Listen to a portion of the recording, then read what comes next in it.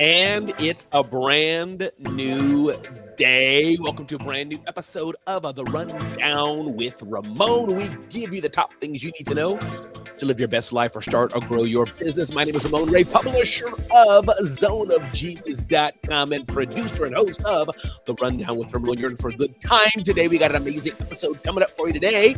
We're going to talk about faceless content creators are the new viral sensation. I'm going to spend some time in getting in this to some degree. Interesting article in the Wall Street Journal. They're desperate for jobs and letting everybody know about it. How to sell without being annoying. A relationship-driven approach. Mark Schaefer talks about the power of a signature story, your critical marketing asset, and Daniel Lubetzky took kind snacks from an idea to $5 billion. Here's his best advice for anyone who wants to start a business. I hope you're doing fantastically blessed and well today. If you've joined the Rundown with Ramon just now and you're feeling great, that's amazing. Deborah, good day to you. Deborah, good day to you. Glad you're here. If you just started listening to the Rundown with Ramon and you're not feeling so great, well, I hope I can be a part of your day to help you feel just a little bit better.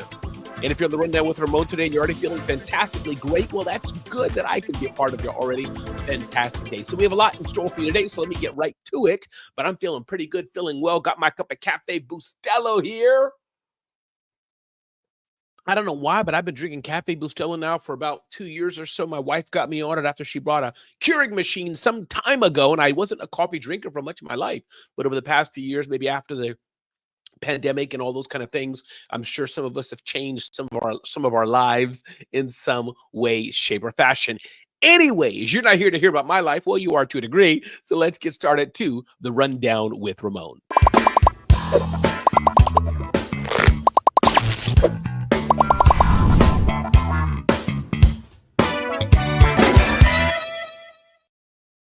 All right, and we're back. Ding, ding, ding, ding, ding, ding, ding, ding, ding. Getting started here. Don't look at me. Why faceless creators are the new viral sensation reports.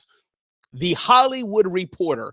Bottom line, the Hollywood Reporter is saying, wait, you don't have to put your face on video on social media anymore. You can just use a thing, an object. And I thought that was interesting because I've been pushing for people to show their face. I've been pushing for people to get out there, that videos can humanize and personalize your brand. But the Hollywood Reporter are talking about a phenomenon that is not new, that people are doing for a while, but saying, hey, listen, you don't have to show up. Here's a quote here. I feel like a lot of content creators who show their face have this pressure and judgment over their looks or identity, says Victoria, a woman in her 20s in New York City who asked to be referred to by her name only to protect her identity. I never really wanted to put my face out at all. So that's one reason many people don't want to do it. But rumor has it, or the stats show it, that you don't have to show your face. Victoria is just one member of a burgeoning class of creators getting famous without showing their face. Here's the stats. Since launching her account in January 2023, she has amassed an audience of more than almost 2 million followers on TikTok and over 2 million on YouTube. One of her most popular videos on YouTube, which shows herself prepping a bath, has more than 80 million views. I don't fully understand it. Well, you know what? I take that back. I do understand it because I watch a lot of videos where people's faces aren't showing. I watch a lot of videos about engineering, a lot of videos about like weird things, a lot of videos about how to make stuff. So I get it. I do get it fully. James Nord, founder and CEO of Ford, an influencer marketing company, says as follows. We're seeing an increase in faceless content as more camera-shy people try to make it as a content creator. Now, this doesn't mean that every creator who's not using their face is shy. Absolutely not. But this does mean that there's a whole market for creators who can create content and their face is not being shown. As social media has become overrun with fast-paced, attention-grabbing videos, Faceless content can feel refreshing. Users say faceless videos are less aggressive. There's a simplicity to them that's a nice break from other videos on the platform, said Nord. So this is a real thing. If you're looking to get into content marketing, you're listening to get to social media, you don't have to show your face. Does that give a sigh of relief to anybody? Lewis, a faceless creator in Nebraska, points out that she doesn't even post her face on Instagram stories. As a mother, she says that she likes how being a faceless influencer means not having to do hair and makeup and be on camera. I do not want to get fully ready to film on video. I don't love even being on camera. I think it's very awkward being seen. Last point here, I'll read here. Several women note that while faceless influencing does eliminate a lot of scrutiny, followers still judge the parts of you that they can see in videos. Isn't that amazing how this works? People still judge us. People still judge us, Deborah. People still judge us, the musical web. I love this comment. Makes me wonder how many of those videos, how many of those views convert into sales with faceless content? You're exactly right, musical web. Great question. I don't know. And again, many people are doing that, probably doing that just so that they can feel great, just so they can feel great, just so they can have video to do. So who knows? But for me, it's about sharing the education, sharing the content for what I'm doing, like here. But listen, there's a crop of people that are saying we don't have to show our face. So I'm curious where you fall on this, Karen. I'm curious where you fall on this, musical web. I'm curious where you fall on this, Deborah. Are you saying, yeah, let's do some more video and I don't really have to show my face? I know some people have been live with me and like they've been in a dark room. That looks weird. They had their face covered. That looks weird. So if you're going to be a creator, if you're going to be an influencer, if you're going to produce content, then I guess the best way to do that is take a cup like this and stir it up and I guess hide your face and only show the cup or things like that. But interesting relief to many people who are like, you know what? I don't want to show my face, or I don't want to get ready. I don't want to have to glam up. I don't want to do this. And the judgment that happens, I've never been one that gives a darn about judgment. That's just me. But clearly there's a number of people that are like, you know what? We don't want to be judged. We don't want people talking smack about us. So I totally get that aspects. Karen Isaacs, my good friend, she says, I love being on Zooms, but I absolutely freeze being filmed looking at the little black eye in the studio. Karen, you are a ball of fun, and I totally get it. Some people, indeed, they like being on there, but when they kind of look at the camera lens and see themselves on it, they're like, oh, wow, that's me. So I totally get that. But listen. Hope this is showing you there's different ways to make different content for different people all the time. Everybody doesn't have to show their face on video. Some people may be just comfortable not showing their face. And instead of showing their face, to show a product, to show a service, to show a series of memes, a series of anything else except their face on video. So I hope that was helpful for you. And that was from the Hollywood Reporter. And in fact, we'll be writing about that more on zoneofgenius.com in the coming days. So look out for that. Interesting other tidbit of news. Ding, ding, ding, ding, ding, ding, ding. Desperate for a job and showing it quite a bit on LinkedIn. Curious to know, is that overdoing it or too much? New job seekers, reports the Wall Street Journal, at the end of their ropes are putting a more brutal spin on their status. A pink banner and the word hashtag desperate. Those who are using the banner say their desperation often reflects the fact that they have been without a job for months or years. My knee-jerk reaction on this is it's not good to do that. That desperation may turn off future job providers. Like, you've been off the market that long. What are you doing, and why are you not on the market, and why does nobody want you? That's just my 2 cents on that. But I could be wrong.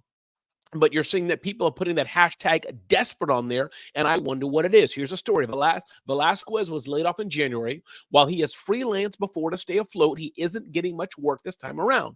He attributes his lack of work partly to his industry's growing use of artificial intelligence and last year's actors and writing strikes. So he's doing what he can. He's trying, and he's putting desperate. It's hard not to feel desperate. So I wonder, is this helpful or harmful?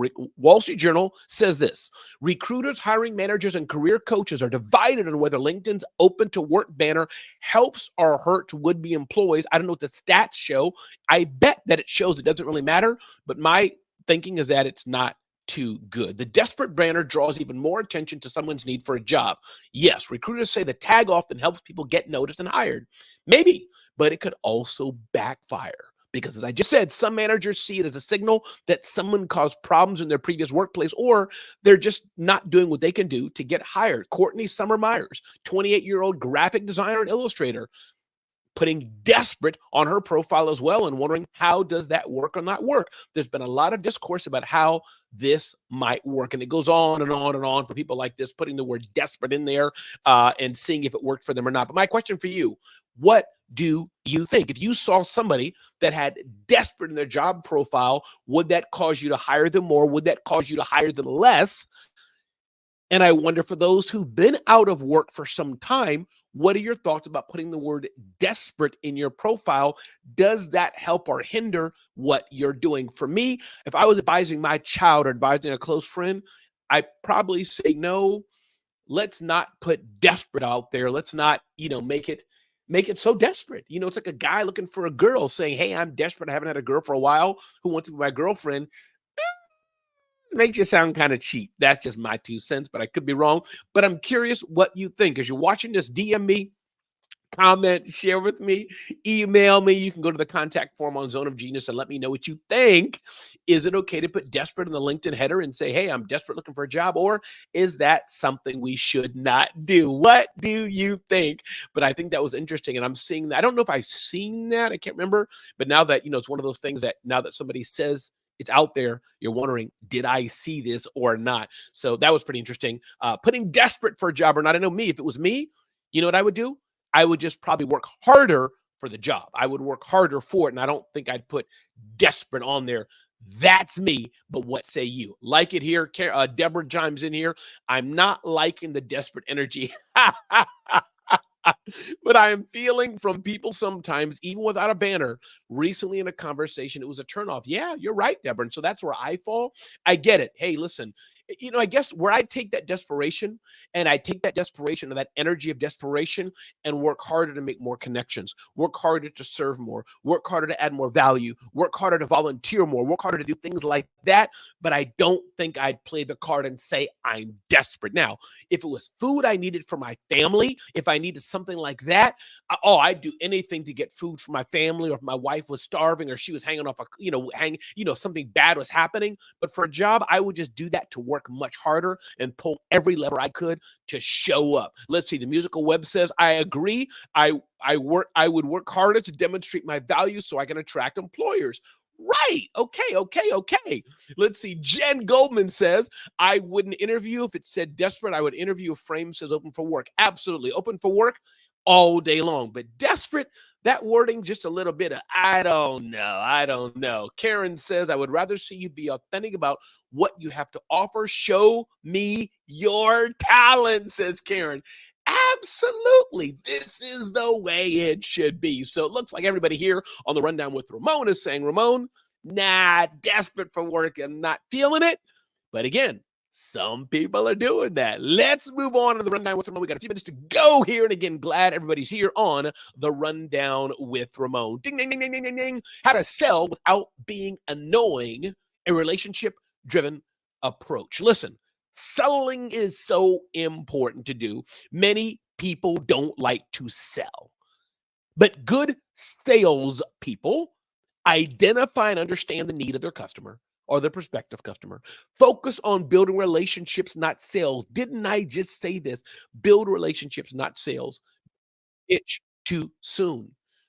The aspect of human-centered selling is important. Human-centered selling, and emphasize the service you can offer, the solution to their problem, rather than the sale. Once again, everybody, my name is Ramon Ray. This is the Rundown with Ramon. I'm an entrepreneur who started 5 companies, sold 3 companies, authored 5 books. Get to know me better at RamonRay.com. Check out my weekly email newsletter at RamonRay.com. If you don't want to miss any insights right here today, definitely check us out at zoneofgenius.com, zoneofgenius.com, and sign up. Definitely check that out. And let's keep moving on with the Rundown with Ramon. Ding, ding, ding, ding, ding, ding, ding. Something near and dear to my heart, I'm guessing near and dear to many of your hearts, is making our children's education a priority. Making our children's education a priority. So I got a message here, I believe, from Martin Carp, who had some thoughts, some words about this aspect that I wanted to share this with you right now. And I may chime in here as he's going on, but I want you to take a note to what Martin Carp said here. Check this out. I think that a key factor for success really is bringing back the joy of learning. It's very important that when students are in school, that they're engaged, they're excited, they want to be there. They see the relevance of being in school and aren't always asking, why am I here? Why do I need to be doing this? But they actually see the importance of it, and then it's something that they want to do, something that they understand. And I like what Martin said here about the joy of learning. Me and my family were homeschoolers for some time, and that was one thing that my wife really pushed hard, the joy of learning, making it so that our kids, that we can help instill in our kids a joy of learning, a joy of education. Let's keep listening. I think that's very important. I think we also have to ensure that we individualize learning experiences. We've always said that one size fits none. And it's true. When we had about 350,000 students when I was on the school board previously, and we could look at that as an entire group, or we can look at that as 350,000 individuals. And that's what we really have to do, to recognize that each child has her own passion and interest, and to get to know that particular student. I love that as well. The individual learning needs. My wife said this to many parents, is that there's audio learners who learn by hearing more academically. There's visuals learners who learn by seeing things. There's learners maybe who need to do things with their hands. So I think that is so important as well, as we're seeking to educate our children, whether in a former school or not, or even as we're seeking to train our employees. Know, how do they learn best and how do they not learn?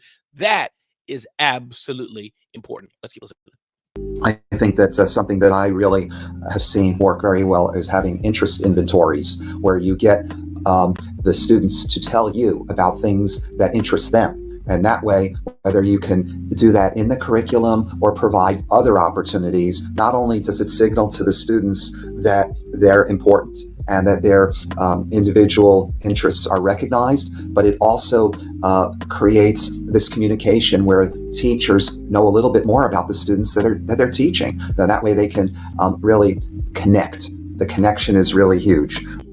Something called the Listeners Program, where people from the community are trained and they have their own life experiences, but they're mostly listeners. A lot of our students who need this type of assistance first and foremost need the listening on the part of somebody who can objectively take the information and then help. We've also done things where we actually created our own department specifically focusing on mental health. Or that wasn't there. That wasn't something that we had in our school system before. And so actually, I was very excited to be a part of that. And that's how we can help. There are all these other different opportunities with additional counselors that we brought in and that we brought in to work with our students and to work with the community. There are a lot of organizations, faith-based organizations, but other community groups that are there to assist our families, to assist our students. I also worked in the area of making our school district a foster care and adoption-friendly workplace. So a lot of things that we've done, a lot of initiatives that can really make a difference.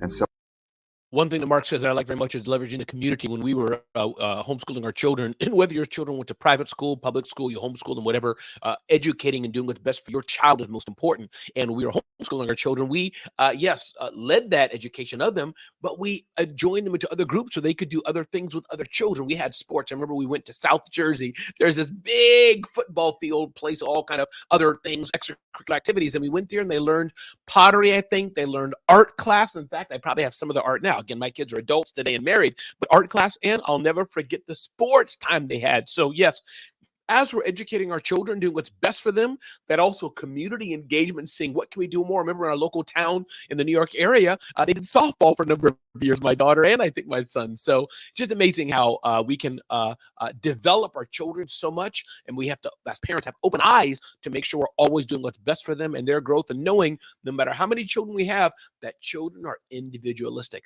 Let's keep going on a few more minutes. I think that along with organizations, like I mentioned, for 8 years, I was in an organization called the Children's Trust, and that was specifically geared towards providing wonderful opportunities, most specifically after school for our students, and included were some of these types of things in terms of counseling that was geared towards mental health and issues that we really need to focus on.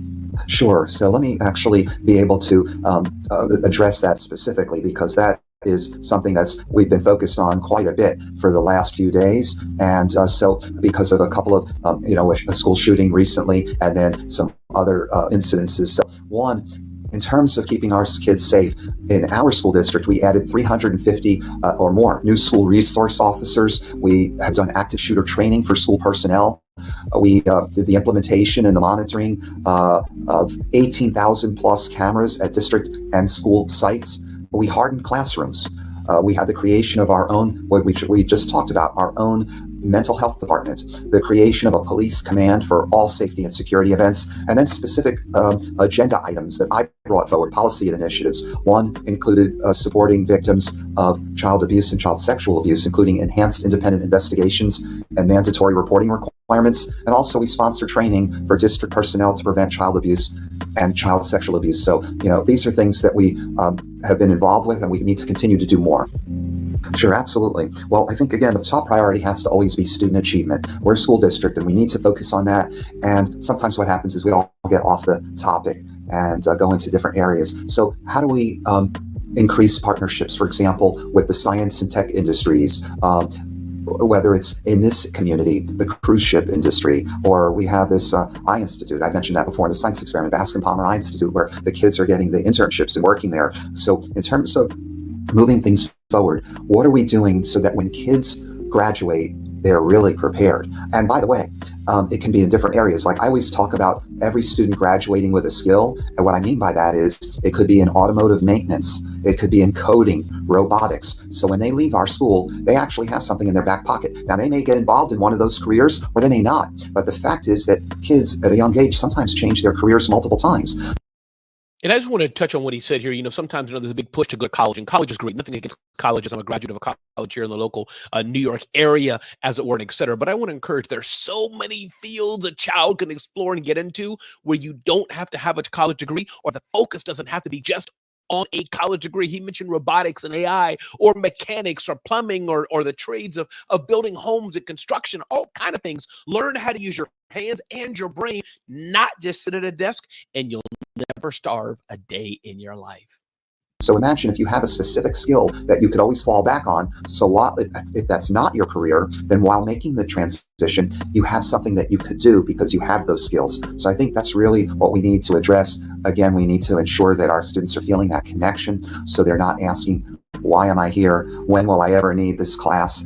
Things like that, where they see the relevance. They're engaged, and they know that when they're in school, they're going to be able to take that information, those skills, and bring it with them. And so I think that really there are a lot of amazing opportunities for our students, and we can move this thing forward. And finally, I would say that we have to do all that we can to encourage the best and the brightest to go into the teaching profession. So that means more affordable housing for our teachers, better pay and benefits, and being able to not only recruit but then to retain these talented individuals, because then ultimately we can really impact our students in a positive way.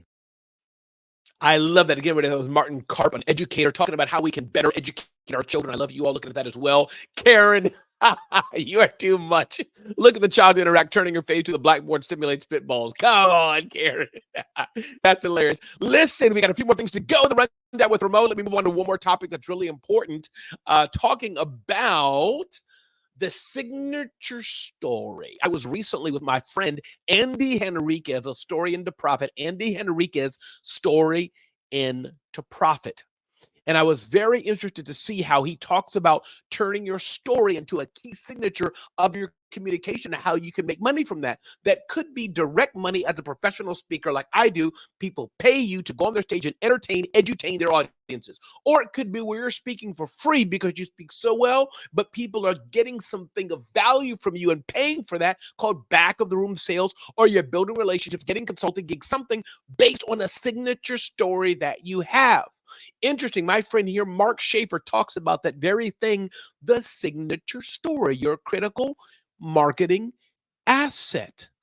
Mark Schaefer's talking about here the power of the signature story. So my question for us all today, if you don't have a signature story And if you are a communicator, making sure that you have a signature story, something you can go to the market with, could be very important for your career and your future. Knowing your signature story, how to leverage your signature story, how to create the right signature story. Maybe you have one or two signature stories, how you can leverage that as a key, whether you're, again, as a professional speaker, or whether you're working in a corporation, or whether you're doing volunteer work.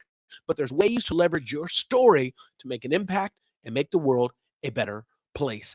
Ding, ding, ding, ding, ding, ding, ding. One more thing here, tip from Daniel Lubetsky, who took kind snacks from idea to 5 billion. Here's his best advice for anyone who wants to start a business. Daniel says the following. He sold it to Mars in 2020 for 5 billion.